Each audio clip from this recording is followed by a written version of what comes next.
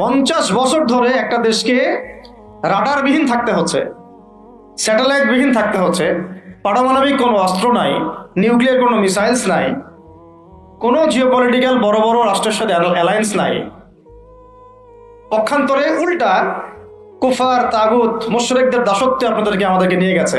তাহলে 50 বছরের খেয়ানতের লিস্ট করলে মানে এক আসমান থেকে দ্বিতীয় আসমান পর্যন্ত হবে আর কি। তাহলে কাদেরকে নিয়ে আপনি হিন্দুস্তানকে মোকাবেলা করতে চাচ্ছেন? কাদেরকে নিয়ে আপনি যে রামবাম প্রগতিশীল এবং এই ইসকন টিসকনকে মোকাবেলা করতে যাচ্ছেন? কাদেরকে নিয়ে? আবেগ দিয়ে তো হবে না। আর তাদের ব্যাপারটা তো এতই স্ট্রং, তারা তো এমনভাবে তাদের মানে আগ্রাসন লালন করছে যে ওরা যদি পারতো এখন পুরো বাংলাদেশটাকে ওদের মানচিত্রভুক্ত করে ফেলতো। ষড়যন্ত্র কিন্তু এই পর্যন্ত। আর এই বিষয়টা আমাকে খুব পীড়া দিচ্ছে ভিতর থেকে, যেটা আমাদের আচরণ, আমরা যে এত বেশি মানে দাসত্বের একটা ইয়াতে চলে আসছি, মেজাজটা আমাদের দাসত্বের মধ্যে চলে আসছে। আমরা শত্রুর চোখে চোখ রেখে কথাই বলতে পারি না।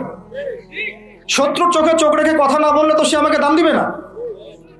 কই, সে তো চায়নার সাথে এইসব ডিল করতে পারে না, সে তো ইভেন পাকিস্তানের সাথেও তো পারে না। পাকিস্তানে কি খুব মুসলিমদের ঐক্য আছে নাকি? না, নাই তো। ওর ইন্টারনাল অবস্থা তো আমাদের চেয়ে অনেক সময় খারাপ। কয়েকটা পারমাণবিক বোম আছে, এই কারণে তার দিকে তাকাতে পারে না। স্বাধীনতার 50 বছরে কয়টা মিসাইল তৈরি করলেন? একটাও তো তৈরি করার ফিকির করলেন না। তাহলে বিগত 50 বছরের ইতিহাস যদি আমরা ঘাটি, তাহলে দেখব যে যত রকমের মানব রচিত তন্ত্রমন্ত্র আছে, এই তথাকথিত গণতন্ত্রই বলেন, আর এই জাতীয়তাবাদের কথাই বলেন, আর এই তথাকথিত ধর্মনিরপেক্ষতাবাদ, আর এই কমিউনিজম যা আছে সব ফেল করেছে।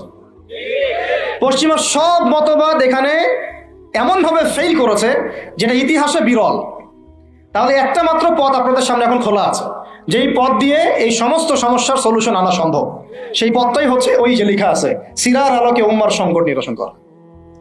ওই সিরাতের আলোকে যদি উম্মার সংকট নিরসন করতে না পারি, আর কোনো রাস্তা আমাদের সামনে খোলা নাই। দিন কায়েমের শর্ত 3টা বলেছেন না? 3 নম্বর শর্তটাই হচ্ছে এটা যদি ইবাদত হয়, দিন কায়েম যদি একটা ইবাদত হয়ে থাকে, তাহলে সেই ইবাদত কবুল হবে শুধু একজন ব্যক্তির তরিকায়। কার তরিকায়? মুহাম্মদ রাসূলুল্লাহ সাল্লাল্লাহু আলাইহি ওয়াসাল্লামের তরিকায়। ইবাদত হতে হবে এক আল্লাহর জন্য, হালাল রিজিক থাকতে হবে, এবং তরিকা হতে হবে কার? মুহাম্মদ রাসূলুল্লাহ সাল্লাল্লাহু আলাইহি ওয়াসাল্লাম। তো মুহাম্মদ সাল্লাল্লাহু আলাইহি ওয়াসাল্লামের তরিকাই হচ্ছে সিরাত, যেটার মধ্য দিয়ে আমরা দিন কায়েম করবো ইনশাআল্লাহ। আর কোনো রাস্তা খোলা নাই। যত তন্ত্রমন্ত্র নিয়ে আসো, যত তন্ত্রমন্ত্র, এখন তো 4টা-5টা আছে, আরো যদি নতুন কোনো তন্ত্রমন্ত্র নিয়ে আসে, তারপরেও এই জাতির মুক্তির কোনো পথ নাই সিরাত ছাড়া। এখন আমাদেরকে আগে সিরাত পড়তে হবে ভাই, সবাইকে আগে সিরাতটা পড়তে হবে। সিরাত পড়লে পরে আপনারা বুঝতে পারবেন যে ইনশাআল্লাহ তাআলা কোন পথে আমাদেরকে হাঁটতে হবে। এখানে টপিক অনেক ডিপ দেওয়া হয়েছে, অত ডিপে গেলে আমাদের সারা রাত চলে যাবে। আমি শুধু ভাষা কয়েকটা পয়েন্ট বলতেছি, একটু মনোযোগ দেন। নবী সাল্লাল্লাহু আলাইহি ওয়াসাল্লাম যখন থেকে কাজ শুরু করেছেন, কাজ বলতে আমি দাওয়াতের কাজ বোঝাচ্ছি, তখনকার সমাজটা কিন্তু আমাদের মতো এতটাও মানে কমফোর্টেবল ছিল না আর কি। একটা অমুসলিম রাষ্ট্রে তিনি দাওয়াতের কাজ শুরু করেছেন। মক্কা কি ছিল? একটা মুসলিম রাষ্ট্র না অমুসলিম রাষ্ট্র? অমুসলিম একটা রাষ্ট্রে তিনি অ্যাজ এ নবী তার দাওয়াতের কাজ শুরু করেছেন। সুবহানাল্লাহ। এবং তিনি সেই রাষ্ট্রের একজন পরিচিত ব্যক্তিত্ব, যাকে আস-সাদিক আল-আমিন বলে ডাকা হয়, যার আগেও কোনো গুনাহ নাই, পরেও কোনো গুনাহ নাই। এমন একজন ব্যক্তিত্ব তিনি, যার আগেও কোনো গুনাহ নাই, পরেও কোনো গুনাহ নাই, এবং তিনি একটা অমুসলিম রাষ্ট্রে ওহী প্রাপ্ত হয়ে দাওয়াতের কাজ শুরু করলেন। আর আমরা তো মুসলিম রাষ্ট্রে বসে আছি, আমরা তো মক্কায় নাই। আমরা কি মক্কায় আছি? আমরা তো মক্কায় নাই। যদি মক্কায় না থাকি, তাহলে এরকম নতজন পররাষ্ট্রনীতি কেন? আমরা যদি মক্কার মতো পরিবেশে না থাকি, তাহলে এত নতজন পররাষ্ট্রনীতি কেন? তাহলে ভারতের মধ্যে আমাদের যে মুসলিম ভাইরা আছে, তারা কি করবে? তাহলে ভারতে যে মুসলিম ভাইরা আছে, তারা কি করবে? তারা কি ওদের পা ধরে ইয়া করবে, সালাম করবে? হিন্দুদের পা ধরে সালাম করবে? বলেন তো। আমরা তো একটা মুসলিম রাষ্ট্রে আছি, তো মুসলিম রাষ্ট্রে থাকতে এত নতজন পররাষ্ট্রনীতি কেন? এত দাসত্বের শৃঙ্খল কেন? তো তিনি দাওয়াতের কাজ শুরু করেছেন প্রথম কি দিয়ে, এটা একটা ফ্যাক্ট। আমরা আসলে আলোচনাগুলো আপনাদের চাইতে তাদের শোনা দরকার, যারা আলোচনা যারা করে আর কি। মানে আমি চাই বেশি বেশি তাদের সাথে কনভারসেশন করতে, যারা উম্মাকে নিয়ে ফিকির করেন, দাওয়াতের কাজ করতে চান, বা মুআল্লিম বা আলেম বা হাফেজ, তাদের সাথে কথা বলা দরকার। তাদেরকে আগে বোঝানো দরকার বিষয়গুলো। অনেকেই বুঝেন না, অনেকে বায়াবিও দাওয়াতি কাজ করছেন উইদাউট এনি প্ল্যাটফর্ম, অনেকে দাওয়াতি কাজ করছেন উইদাউট এনি কানেকশন উইথ ওলামা, আলেমদের সাথে কোনো কানেকশন নেই, দাওয়াতের কাজ করতে আসেন, একটা বায়াবিও প্ল্যাটফর্ম ক্রিয়েট করে রাখতেছেন। তো আমাদেরকে আগে তাদের সাথে কথাবার্তা বলা দরকার যে মৌলিকভাবে আমরা আসলে কিভাবে আগাবো আর কি। প্র্যাকটিক্যাল কথায় আসেন, এই যে আমরা এতগুলো কথা বলছি না, আমি আপনাদেরকে পুরা পথ ও পদ্ধতি এখানে গিলায় খাওয়াই দিতে পারবো, কিন্তু বিশ্বাস করেন গিলে খাওয়ার পরে আপনি কিছু করতে পারবেন না। কেন নাই, কোনো ফাউন্ডেশন নাই, কোনো সংগঠন নাই, কোনো রাজনৈতিক ক্ষমতা নাই, কোনো রাজনৈতিক দলও নাই, রাজনৈতিক কোনো অ্যাপ্রোচও নাই, কিন্তু একটা সেকুলার রাজনৈতিক দল আপনার চেয়ে ভালো ফিল্ড ওয়ার্ক করতে পারবে, কারণ তার চেইন অফ কমান্ড আছে। আমাদের তাওহীদপন্থীদের কোনো চেইন অফ কমান্ডই নাই। বলে আসতেছি বিগত 5 বছর 10 বছর থেকে একই বয়ান, মাথায় ঢুকে না জিনিসটা যে চেইন অফ কমান্ড বলে একটা কিছু আছে, যেখানে একজন আমির নাই, যেখানে একজন ইমারা নাই, একটা আমির নাই, আসসামউ ওয়া তাআ নাই, বায়আ নাই, যেখানে শুনলাম মানলাম আনুগত্য করলাম, আমির মামুর জামা ইমারা এগুলো নাই, সেখানে তো চেইন অফ কমান্ড আসবে না। তাবলীগ জামাত কাজ করছে না, করছে কিনা? একটা শুরা পর্ষদ আছে না, শুরায়ে নিজামি আছে না, আমির আছে না, কাজ করতেছে, ফলাফল পাচ্ছে মাশাআল্লাহ। জামাত ইসলাম কাজ করছে না, একটা চেইন অফ কমান্ড আছে, প্রত্যেকটা জেলায় জেলায় শাখা আছে, তারা তাদের উপরের লেভেল থেকে কোনো ডিরেকশন আসলে সেটাকে রুট লেভেলে বাস্তবায়ন করছে। তারপরে ধরেন যে ইভেন এই যে আওয়ামী লীগ যে চলে গেল, তার একটা চেইন অফ কমান্ড ছিল না, ছিল কি না? উপরে যে বলতো জঙ্গি, নিচের ওই ব্যক্তিও বলতো হ্যাঁ সেই জঙ্গি, এমন একটা চেইন অফ কমান্ড ওদের ছিল না? এখন বিএনপি যারা রাজনীতি করতেছে ওদের নাই, আছে। এখন আপনি বলেন ইসলামপন্থীদের রাজনৈতিক দল কয়টা?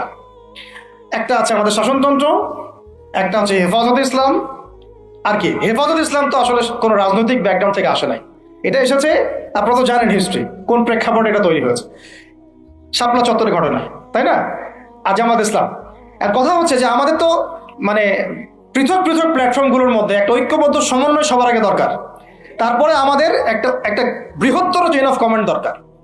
তখন কি হতো যে উপর থেকে একটা কিছু ছেড়ে দিলে একদম নিচ পর্যন্ত আসতে সময় লাগতো না।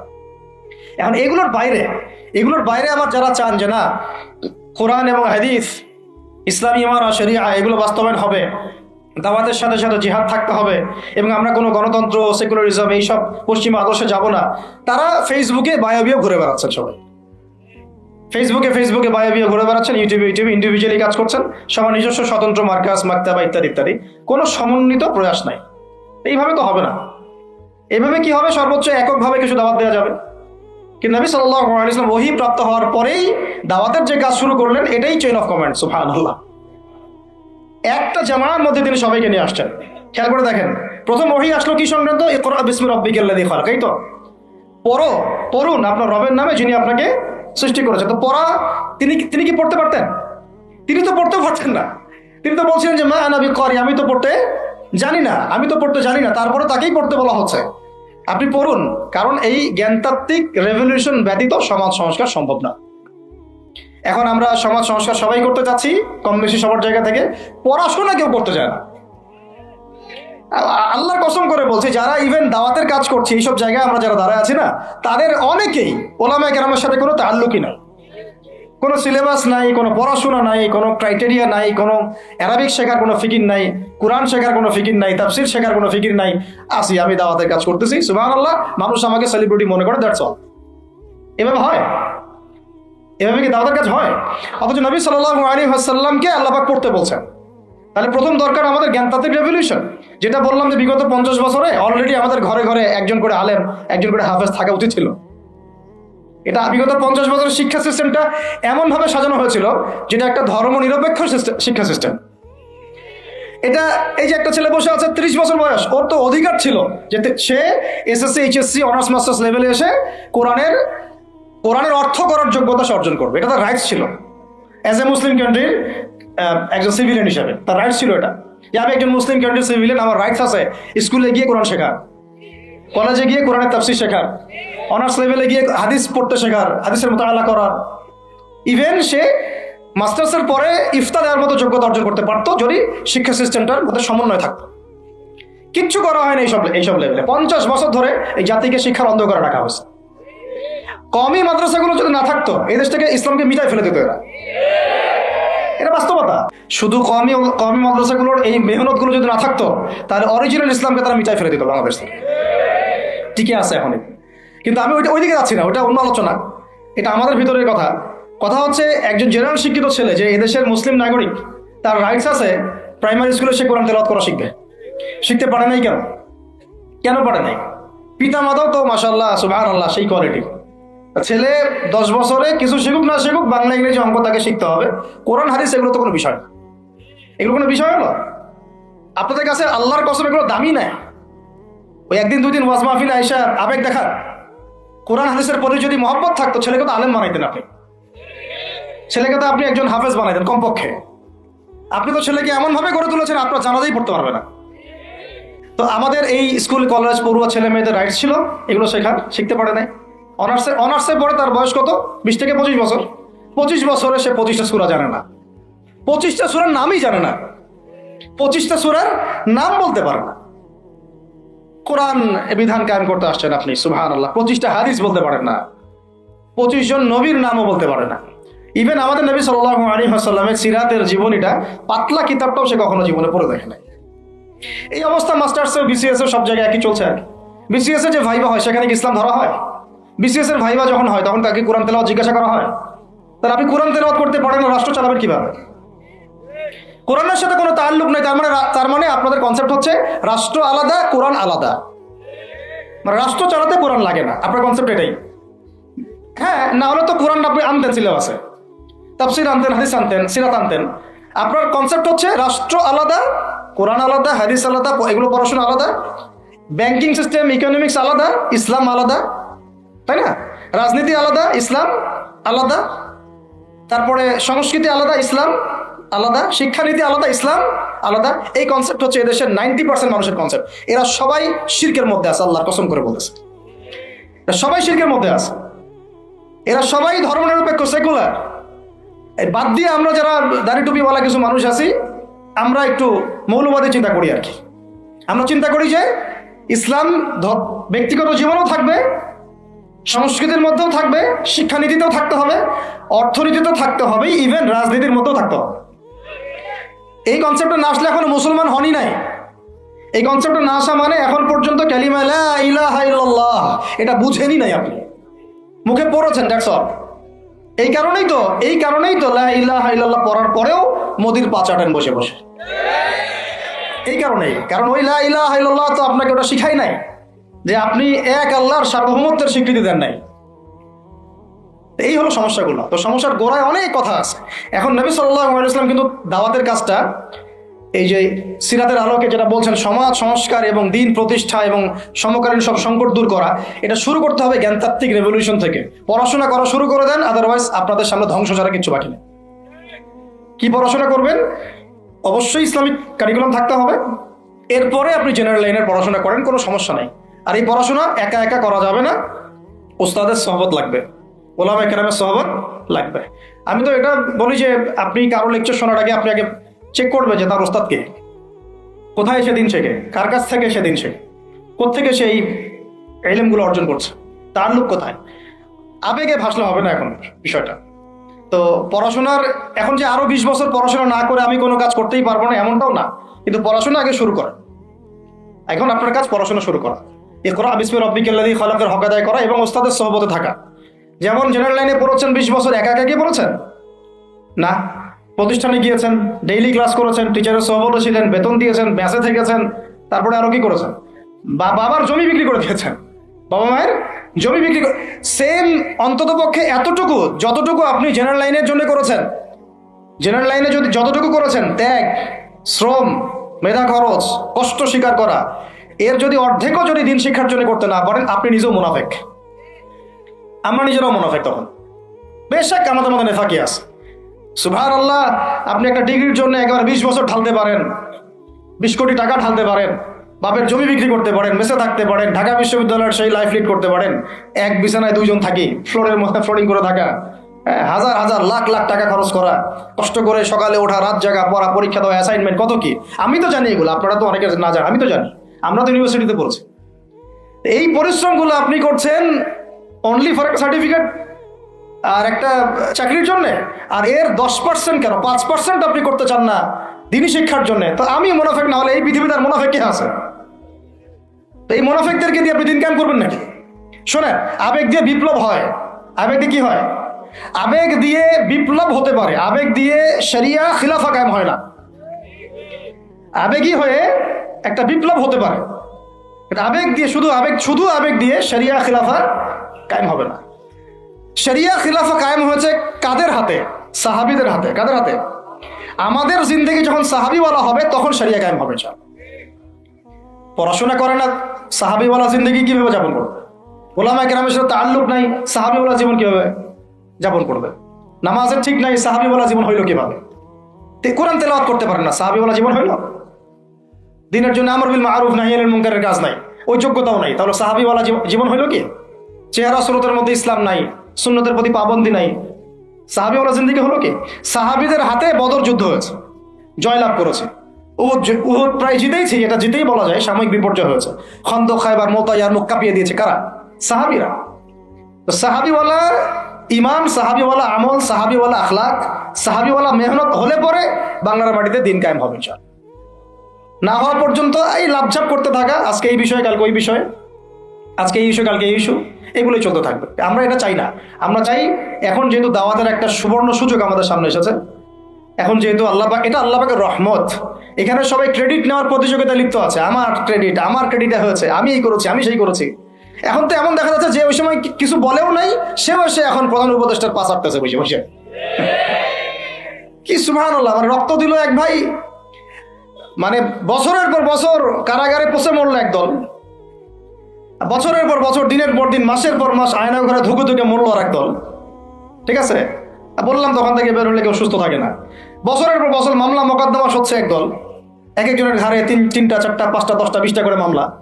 হ্যাঁ, তারপরে বছরের পর বছর এই ফ্যাসিজমের বিরুদ্ধে দাঁড়ানোর কারণে দেশ থেকে বিতাড়িত হয়েছে একদল, হয় নাই? শাপলা চত্বরে রক্ত দিয়েছে আর একদল। তারপরে এই ছাত্র ভাইদের হাজার হাজার পঙ্গু হয়ে পড়ে আছে বিভিন্ন জায়গায় আরেক দল, আর শত শত মানুষ রাস্তায় প্রাণ দিল আরেক দল, আর উড়ে এসে জুড়ে ক্ষমতায় বসলো আরেক দল। সার্কাস চলতেছে, এবং এখন তাদের লেজুর ভিত্তি করতেছে আরেক দল, তাদের লেজুর ভিত্তি করতেছে নতুন আর একটা সম্প্রদায়, নতুন এক প্রাণী। তার চক্ষু লজ্জাও নাই এদের, চক্ষু লজ্জাটুকুও না। এক তাগুত ছিল, সেই তাগুত আল্লাহ বিরোধী কাজ করতো, কিছু ভাই এর প্রতিবাদ করতো, যারা প্রতিবাদ করতো ওদেরকে এরা বলতো খারেজি, এদের মানহাজ ঠিক নাই, আকীদা ঠিক নাই, এর উগ্র, ইত্যাদি ইত্যাদি। এবং তাদের কারণেই কিন্তু এই ভাইগুলোকে আয়না করে যেতে হয়েছে। এটা খোলামেলা বলে দিলাম, এদের কারণেই এই ভাইদেরকে কোথায় যেতে হয়েছে? আয়না করে যেতে হয়েছে। তারপরে ছাত্র ভাইরা দেখা গেল যে বিপ্লব করে, প্রতিবাদ করে একদম এই সরকার ফেলে দিল। ফেলে দেওয়ার পরে যখন আবার নতুন কেউ আসলো, তখন এই নতুন যারা আসলো তাদের পাচাটা আবার ফরজ হয়ে গেল। তখন হইল ফতোয়া কি? সরকার আনুগত্য করা ফরজ। এই চলতেছে। ইসলাম শিখতেছেন এদের কাছ থেকে আপনারা অনেকেই। যাক, আমি এইগুলো বলতে গেলে একটু হাইপার হয়ে যায়, আল্লাহ পাক মাফ করেন। আস্তাগফিরুল্লাহ আল্লাযী লা ইলাহা ইল্লা হুয়াল হাইয়ুল কাইয়্যুম ওয়া আতুবু ইলাইহি। মূল পয়েন্টে আসি, অনেক লম্বা আলোচনা করতে পারবো না। এই শুরুটা করবেন কোত্থেকে বলেন? না, শুরুটা করবেন একবার ইখলাস ঠিক রাখা। দিন কায়েম করবো সিরাতের পদ্ধতিতে। অন্য কোনো পদ্ধতি আছে? আব্রাহাম লিঙ্কনের পদ্ধতি চলবে? কার্ল মার্কসের পদ্ধতি চলবে? ওই চীনের মাও সেতুংয়ের পদ্ধতি চলবে? ওই ইতালির মুসোলিনির পদ্ধতি চলবে? কার পদ্ধতিতে দিন কায়েম করব? একমাত্র মুহাম্মদ রাসূলুল্লাহ সাল্লাল্লাহু আলাইহি ওয়াসাল্লামের শেখানো সিরাতের সুন্নতেই আগাতে হবে। এর আগে থেকে প্রথম কাজ আপনার আমার কি? ইখলাস ঠিক রাখা, রিজিক হালাল করা, নবীর তরিকা ফলো করা, তারপরে দ্বীনের ইলম অর্জন করা। একা একা ইলম অর্জন করবেন? ওলামায়ে কেরাম খুঁজে বের করবেন। ওলামায়ে কেরাম সব জায়গাতেই আছে, আলহামদুলিল্লাহ, এটা আমাদের সৌভাগ্য। আর আপনি দেখবেন যে কারা নিজেদেরকে জাহির করে না, মুহাক্কিক ওলামায়ে কেরাম নিজেকে জাহির করেন না। হকপন্থী ওলামায়ে কেরাম যারা, তারা নিজেদেরকে এভাবে জাহির করেন না, ইজহার করেন না যে আমি এত বড় পণ্ডিত, আসো আমার কাছে, এইভাবে তারা কথা বলেন না। বরং তারা নিজেদেরকে আড়াল করে চলেন, তারা বিনয়ী হন। এবং আপনারা দেখবেন না যে আহলে ফেসবুক ওয়াল জামায়াতের মধ্যে কার পপুলারিটি বেশি, এইটা দেখতে যাবেন না। আপনারা দেখতে যাবেন বড় বড় ওলামায়ে কেরাম কার পিছনে ছোটেন। মুহাক্কিক আলেম খুঁজবেন কিভাবে? আপনি দেখবেন না যে অমুক ভাই তমুক ভাই, আমাদের এই ভাইরা কার পিছনে ছোটে, বরং আপনি দেখবেন যে হ্যাঁ, বড় বড় ওলামায়ে কেরামগণ কার পিছনে ছোটেন, এবং সেই মূল উৎস থেকে জ্ঞান অর্জন করার চেষ্টা করবেন। ইনশাআল্লাহ তৌফিক দান করেন, আমিন। এটা ছাড়া আপনারা জ্ঞান অর্জন হবে না, এবং জ্ঞানের সাথে যে আদব সেটাও শিখতে পারবেন না। আদবের সাথে তাআল্লুক হচ্ছে তাসাউফের, সেটাও শিখতে পারবেন না, এবং তাসকিয়ার এই তাসকিয়া অর্জন হবে না। আল্লাহ পাক আমাদেরকে তাসকিয়া অর্জন করে তৌফিক দান করেন।